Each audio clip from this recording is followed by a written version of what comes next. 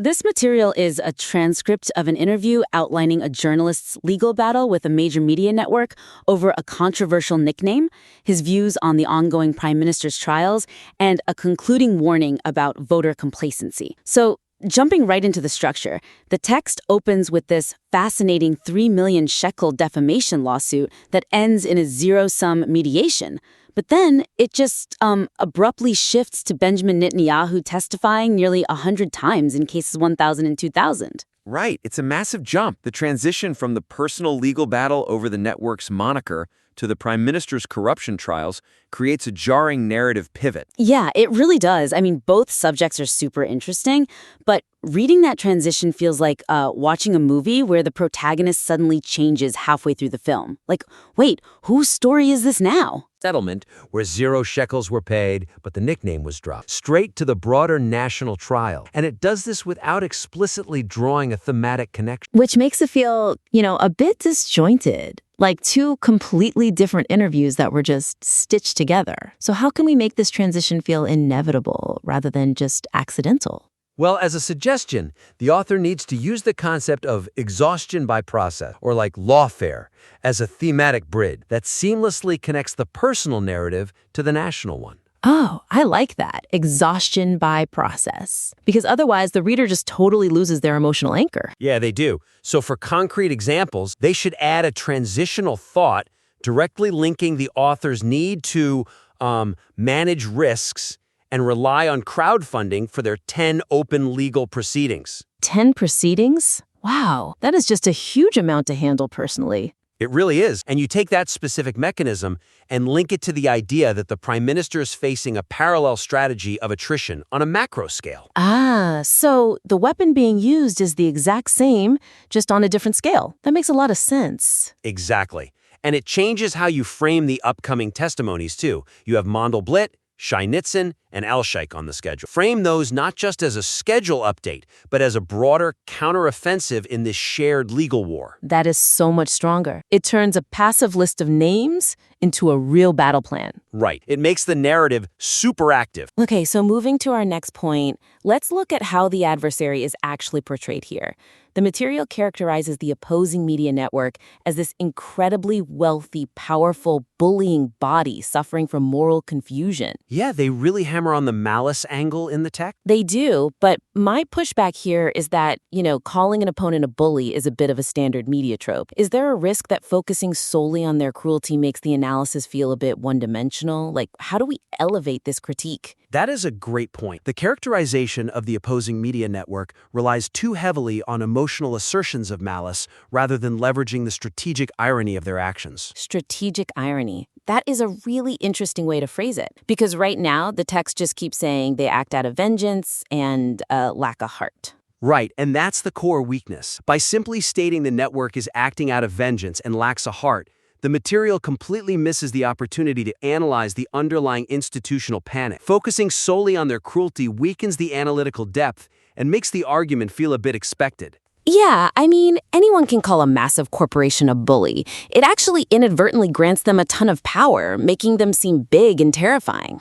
Exactly. So my suggestion is to pivot the angle to explore the strategic vulnerability and hypocrisy of the plaintiff. You use the network's miscalculations to make a sharper, more original point. Okay, so don't just tell the reader they're evil, show the reader they're actually kind of desperate. What concrete examples from the text can they use to show that vulnerability? Well, take the Streisand effect mentioned in the text. They threatened the public, and it resulted in thousands of people repeating the exact insult they wanted to stop. Oh yeah, that was a catastrophic strategic failure on their part. It really was. The author should highlight that as hard evidence of institutional fragility rather than absolute power. Furthermore, they need to emphasize the contradiction of the network appealing personally to the heart. Wait, yeah, the ex gratia settlement request?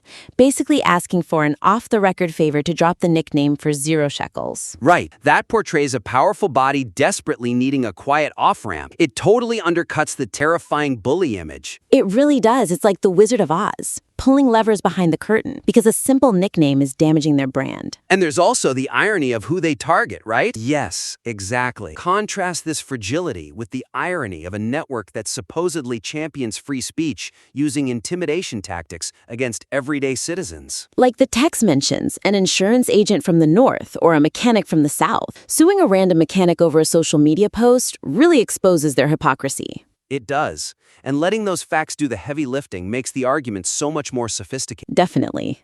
It elevates it from a personal grievance to a real systemic critique. Exactly. You want the reader to arrive at the conclusion that the network is panicking on their own. Okay, so for the final section of the source material, we hit this warning about the upcoming elections. The argument is that the right-wing majority might lose to the left due to voter apathy, leading to the tyranny of bureaucrats and jurists. Yeah, that ending really shifts the tone of the whole piece. It does. And I mean, ending on a call to action is structurally a great instinct, but this ending feels entirely detached from the preceding drama.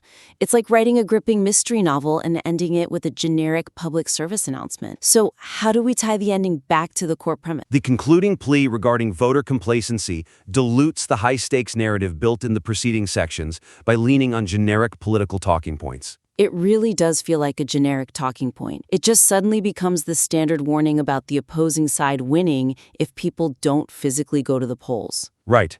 And the weakness is that because this detached ending fails to capitalize on the specific, visceral outrage generated by the earlier discussions of speech suppression, it loses its persuasive momentum. Exactly. You spend all this time building up the sheer exhaustion of lawfare and the hypocrisy of the network, and then you just ask the reader to fight an abstract concept like the tyranny of bureaucrats. Exactly. You can't fight an abstract concept. So the suggestion here is to tie the physical act of voting directly to the personal and systemic threats discussed earlier in the piece, transforming the ballot box into the ultimate immediate defense against the specific tactics highlighted. Oh, I see. So you make the ballot box a tool for self-defense.